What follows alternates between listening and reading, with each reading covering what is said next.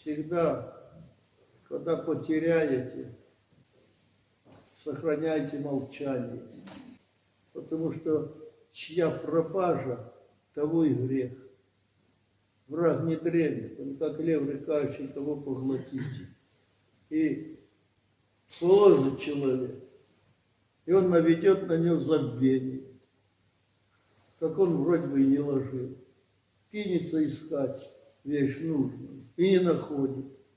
Он его внушает дальше, развивает этот грех.